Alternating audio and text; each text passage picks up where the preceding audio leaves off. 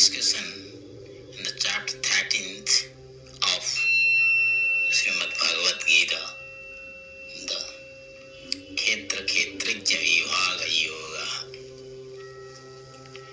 Dispassion for sense objects and absence of egoism, seeing misery and evil in birth and death, old age and sickness, non-attachment and non-identification with son, wife, home, etc. Always being even-minded whether good or evil befalls, unswearing devotion to me through the yoga of non-separation, resorting to solitude and aversion for company, always being devoted to spiritual knowledge, perception of the aim of the knowledge of truth, all this is called knowledge. What is different from this is ignorance. Siddhartha was a prince. He was brought up in the palace amidst luxuries. Never did he know the negative side of life. Once he went out and saw, to his dismay, the darker side of life. He saw death and disease, old age and poverty, sorrow and suffering.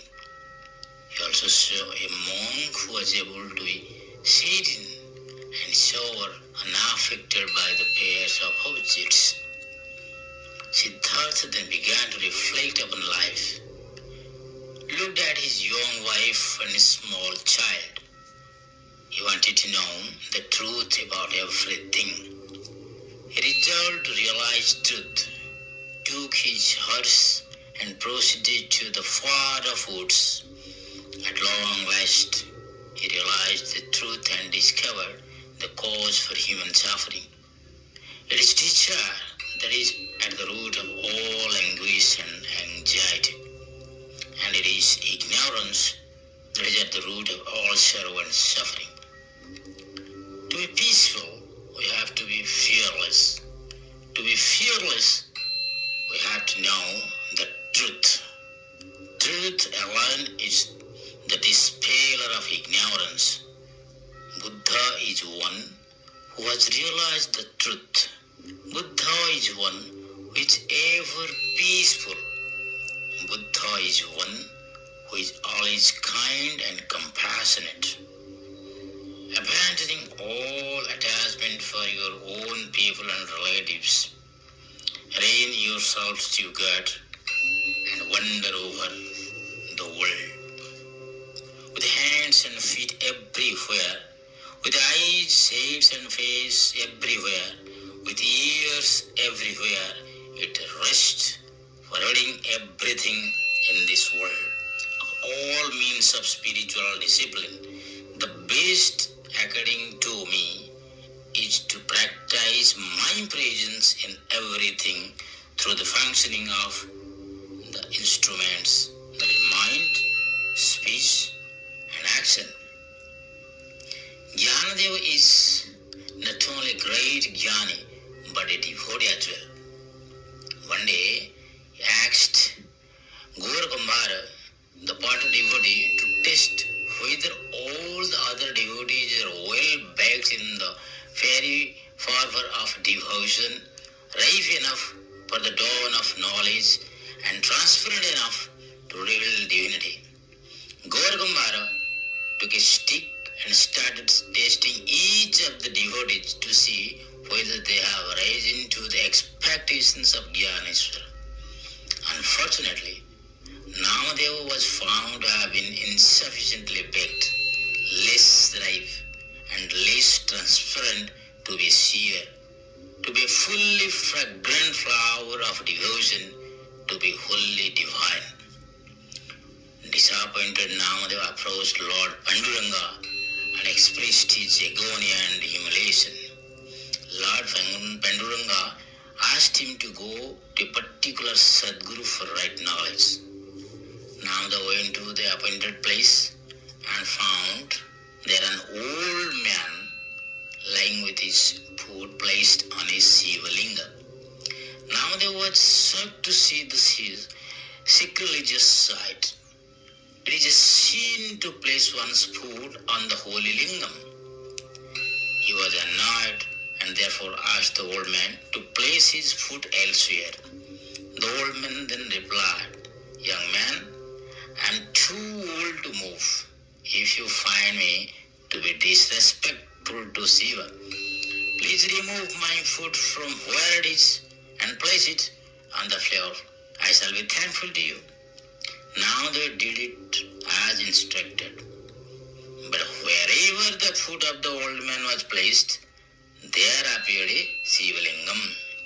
There is no place where there was no Shiva. Namadeva's eyes were opened. He was full with the God within and without.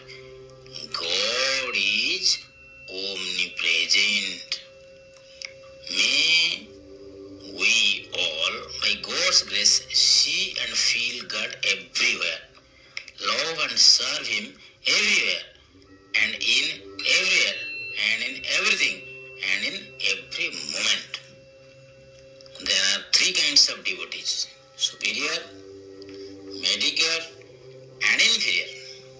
The inferior devotees say God is out there. According to him, God is different from his creation. The mediocre devotee says God is the Antaryami, the inner guide. God dwells in everyone's heart. The mediocre devotee sees God in the heart. But the superior devotee sees that God alone has become everything. He alone has become the 24 cosmic principles. He finds that everything above and below is filled with God only. This Supreme Self, being without a beginning and devoid of attributes, is immutable. Though residing in the body, it neither acts nor is it attached.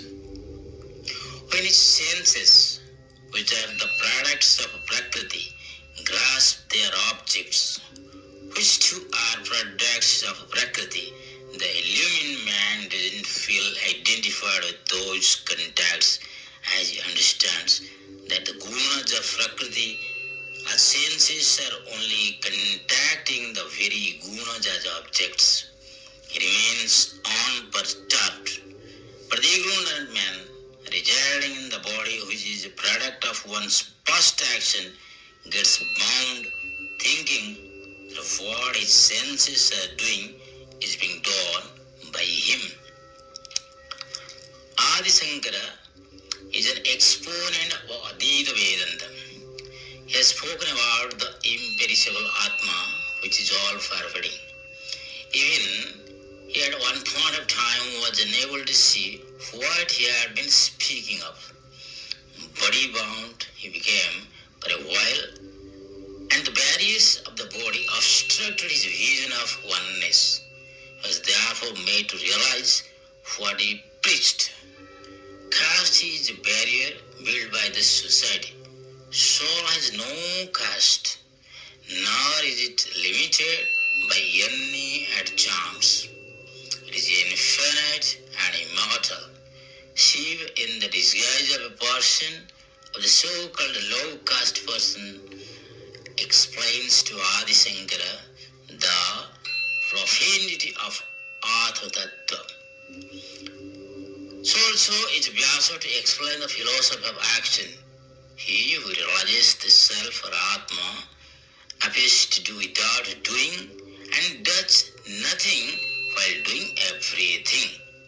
Once when a few women requested him to stop the Yamuna for facilitating their journey across the river, the sage said, "First give me food, then I'll stop the flood."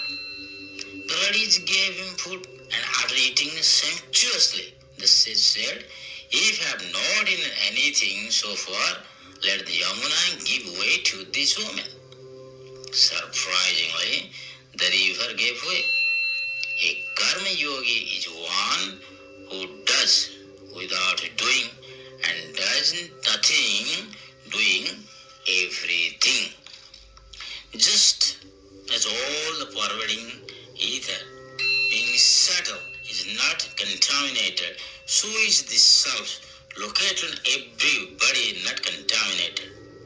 Just as all objects in the world are seen in their substantial nature as one with their material elements, so the same Atma shall be also seen as existing all beings, and all beings as subsisting in the same Atma. Such is the wisdom of the man of enlightenment. Akasa, or the sky, is ever pure, never tainted. It is infinite. Similarly, is the self eternal and taintless. The body may be tainted, mind may be disturbed, but not the self or Atma. Self is sinless. The body and the mind may err, but not the soul. The wise ones see the sinless soul in all.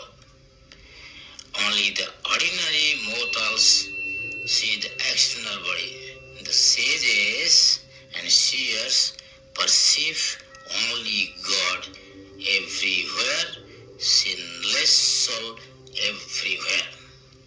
Just as the one fire manifests as many according to the difference of the fuel in which it manifests, so also the one supreme spirit abiding in Prakriti manifests differently as innumerable centers of consciousness. Hari